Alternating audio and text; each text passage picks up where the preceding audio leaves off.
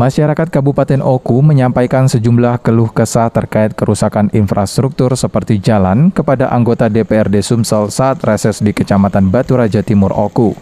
Warga berharap sisa masa jabatan anggota DPRD Sumsel dapat menyampaikan aspirasi, terutama bidang pembangunan infrastruktur kepada pemerintah provinsi. Selain infrastruktur, warga juga berharap ada bantuan peningkatan sumber daya manusia agar masyarakat di Kabupaten Oku lebih produktif, terlebih pemulihan ekonomi pasca COVID-19. Atas keluhan tersebut, anggota DPRD Sumsel dari fraksi Nasdem ini akan menyerap semua aspirasi masyarakat untuk sesegera mungkin disampaikan kepada Gubernur Sumsel agar anggaran ke depan dapat diprioritaskan. Reses yang dilakukannya selama beberapa hari ke depan di Kabupaten Oku dan Oku Selatan memang ditujukan untuk menampung keinginan masyarakat, terutama dalam pemerataan pembangunan.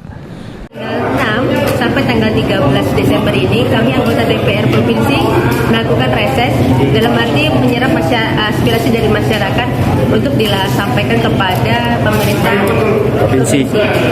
Kepada Pak Gubernur. Kepada Pak Gubernur.